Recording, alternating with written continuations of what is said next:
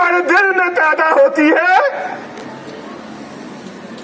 दर्द इसलिए पैदा होती है जो पूरी व्यवस्था है और इस व्यवस्था को चलाने का जो तंत्र है ये गरीब के साथ, पीड़ित के साथ खड़ा नहीं होता है, ये अदानी अबानी के बरादरी के साथ खड़ा होता है, आड़ती साहूकार के साथ खड़ा होता है, ठेकेदार के साथ खड़ा होता है। उसकी व्यवस्था है, हमारी व्यवस्था नहीं।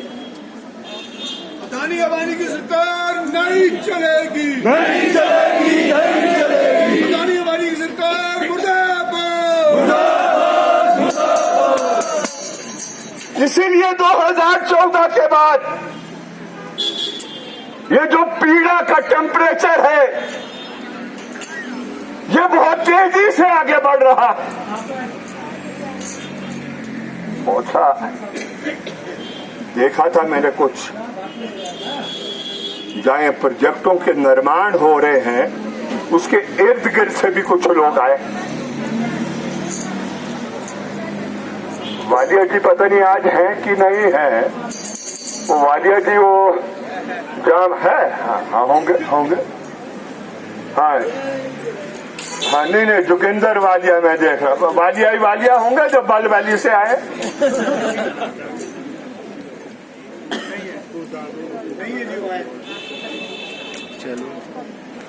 वो अक्सर इस बात का जिक्र करते रहते कि ये जो विकास कैसा हो रहा है, एक्सप्रेस हाईवे, 4 लेन, और इस त्रासदी में तो आपने देखा जहां से ये एक्सप्रेस हाईवे बने, 4 लेन बने, त्रासदी के बाद 5-6 लेन भी खुल गया क्योंकि सारी जमीन नीचे बैठ गई और जिसकी जमीन ऊपर थी, मकान ऊपर था, नीचे आ गया। निर्माणाधीन कंपनी उसके बाद के सरकार के बाद के बोला कुछ नहीं, हमने तो अधिग्रहण किया ही नहीं। बिल्कुल सही बोला यहां तनवर जी ने।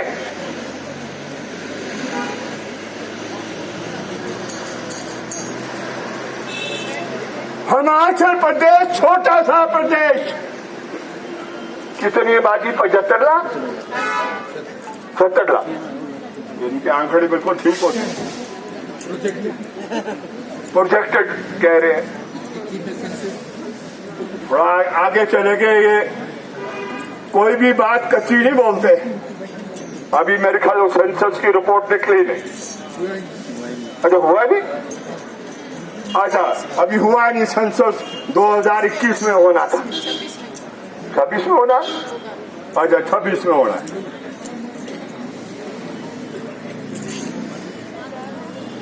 और इस छोटे से हिमाचल प्रदेश के अंदर जो अधिकतर लोग अपना जीवन यापन चलाते, खेती से चलाते, देहात में रहते हैं। कोई भी देश में इतनी बड़ी संख्या जितनी हिमाचल प्रदेश में है नहीं है जो देहात में रहती और अपना जीवन यापन खेती से चलाती।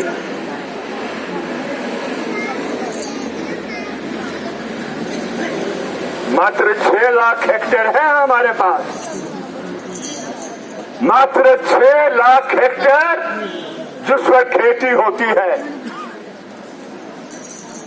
और उस 6 लाख हेक्टेयर में से 1 लाख हेक्टेयर हमारा पानी में डूब गया क्योंकि बिजली के प्रोजेक्टों का निर्माण किया गया देश में रोशनी को पैदा करने के लिए। पोंग डैम के अंदर जो था हजारों 60,000 से अधिक परिवार डूब गया, जीवन यापन डूब गया। बसाने के लिए राजस्थान भेजा गया। एक दफा नहीं, सुप्रीम कोर्ट ने बार सुप्रीम कोर्ट ने कहा कि उनको बसाया जाए, लेकिन सुप्रीम कोर्ट के जो ऑर्डर है, फैसले हैं, ए सरकार हो, बी सरकार हो, अमल न है। भाखड़ा कहाँ है विजय? इधर विजय को भी देखा था मैंने, ये है। सबसे उपजाऊ भूमि डूब गई। और आज जब प्रोजेक्ट का निर्माण होता है, जो कंपनी है ठेकेदार है,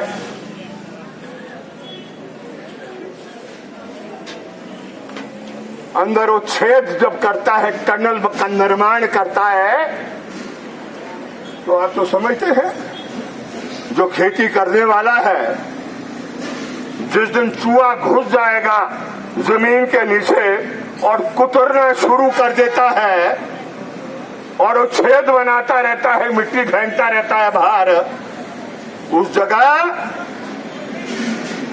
जमीन बैठ जाती है। मैंने देखा मंत्री महोदय बिल्कुल 24 घंटे खड़े, कहा नुगलसरी, कहा आगे नथवा, पूरा ढांक लगातार नीचे। कारण क्या? रविंदर आया है? वो भी नहीं आया। जिनका नाम हमें ले रहा वो एक नहीं। वो वहां काम किया करता था। कनाडा से कंपनी आई, वीरभद्र जी कहते रहते थे नतबा झाखड़ी 1500 मेगावाट जब वो बनेगा कोई घर नहीं छूटेगा, जहां पर रोशनी नहीं हो जाएगी, रोजगार मिलेगा। हुआ क्या? ना वो रोशनी आई, ना रोजगार मिला।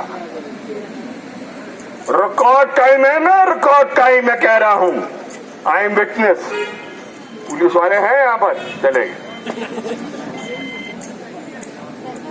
जो शोल्डिंग और नुगलसरी के बीच में जो टनल का निर्माण, रिकॉर्ड टाइम, रिकॉर्ड, दुनिया के सारे रिकॉर्ड जगी तोड़ दिए। अभी तुम्हारे वहां नहीं बने कांगड़ा में ऐसे प्रोजेक्ट। कैसे किया? क्या बोलते उसको? टैमरॉक बोलते हैं। टैमरॉक है कोई प्रोजेक्ट का मजदूर आया? ये जो क्या, वो जो छेद करता है, क्या बोलते उसको? टैमरॉक ही बोलते हैं। क्या बोलते? अरे टाइम रॉक। वो छेद करता है अंदर, और फिर एक मापदंड है। क्या मापदंड? कि बारूद कितना जाएगा। अब जो कंपनी और ठेकेदार है, वो बोल रहे थे नीचे सुन्नी वाले, आज विक्रमादित्य जी गए हैं वहां, बोला जी ये तो सारा मक फेंक रहे दरिया में। तो मैंने बोला कहां फेंकेंगे ये? बोला जी डंपिंग साइट मिली इनको। मैंने कहा अगर डंपिंग साइट में ये फेंकने लग गए तो तिजोरी कैसे भरेगी इनकी? बोला ये प्रोजेक्ट इनकी तिजोरी को भरने के लिए है। तो मैंने कहा भाई अब तुम ही जानो कि इनकी तिजोरी को भरने के लिए या कि क्या है। बोला जी आगे टूटेगा तो नहीं बांध। मैंने कहा उन्हें कुछ नहीं लेना, कोल डैम फट जाए, भाखड़ा फट जाए, उसने कुछ नहीं लेना देना। उसने तो राष्ट्रीय झंडा ठाना, जय श्री राम का नारा देना, बोला सबसे बड़ा देशभक्त मैं देखो बिजली पैदा कर रहा हूं। जो ब्लास्टिंग शोल्डिंग और नुगलसरी में हुई, आप मापदंड है 35 किलो बारूद डालेंगे, 1033 किलो बारूद डाला गया। और उस समय भी हमने कहा ये नुगलसरी नहीं बचेगा, उस समय भी हमने कहा ये नथवा नहीं बचेगा। और आज जो दरार उस समय पैदा हो गई, वो दरार आगे बढ़ते बढ़ते और इस त्रासदी के अंदर, जब इस बरसात के अंदर हिमाचल प्रदेश में वर्षा जरूरत से ज्यादा हुई, सारा पानी नीचे रिस कर और दरार को फाड़ने का काम कर दिया। ये श्रीनिवासन योजना तो नहीं है। जो भी प्रोजेक्ट के इर्द गिर्द रहने वाला है उसे पूछिए, उसके घर में जाइए, जब ब्लास्ट होता है ऐसा लगता है कि जलजला आ गया, मकान हिलता है, खिड़की के शीशे टूट जाते हैं, कोई पूछने वाला नहीं।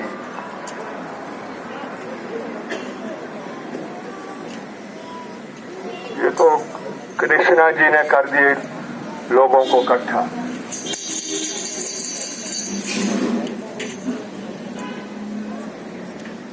कोई नहीं पूछता, मैं आपको बता रहा हूं। बोल रहे थे ना यहाँ पर वो कि अभी राजस्थान से आए वो इंद्रजीत जी, 4 रुपए 5 रुपए किलो प्याज बिकता नहीं। आप जाएं, 60-70 रुपए से कम मिलेगा नहीं आपको। वही हाल टमाटर का, वही हाल आलू का। और जहां और लूरी 1 में जब ब्लास्ट करने वाले टीम ले आए उधर से, और जिस दिन टीम आई तो ठेकेदार ने शाम को पहले पार्टी कर दी, कंपनी वाले ने पार्टी कर दी। फैसला हो गया, कल बारूद जब डालोगे तो सिर्फ 10 किलो डालो। फिर चलाया, फिर कहा ओहो ये तो कुछ नहीं हुआ। बोला जी ये तो कुछ नहीं किया आज। बोला नहीं, बड़े ब्लास्टिंग हुई है। हैदराबाद की टीम न जाने कहां से वो जो जियोलॉजी की टीम आकर कि नहीं तुम्हारे मकान की दरार तब आई तुम्हारा मिस्त्री निकम्मा था। यह है पीड़ा, यह है दर्द। सारी फसलें नष्ट हो गई। ये तो उनको दाद देता हूं मैं। सोच रहा था कि भाई ये भाषण देगी तो शायद इनको आज भाषण इसलिए नहीं देना दिया, करंट आ जाता है उसकी बन के भाषण को सुनकर। और करंट हो रहा तो लोगों ने परे छलांग मारनी थी। पुलिस वालों ने कहा था ये क्या कर दिया तुमने, तो ये बड़ी मुश्किल से यहाँ पर ये बांधा और तुमने तो ये तोड़ दिया। तो शायद उसके आपको भाषण से वंचित किया गया। लेकिन तरीका यही है, तरीका यही है। सबको अलग अलग को इकट्ठा होना होगा, अब की एकता को कायम करनी होगी। वो जात के नाम पर, धाटी के नाम पर, पार्टी के नाम पर, हिंदू मुसलमान के नाम पर वो जनता को विभाजन करने का काम करेंगे। आपके पास एक ही चारा है, अगर आपने अपने दुखड़े को दूर करना है, एकता को कायम करना है, मजबूत करना है और संघर्ष को आगे चलाना है। तनवर जी से बात कर रहा था।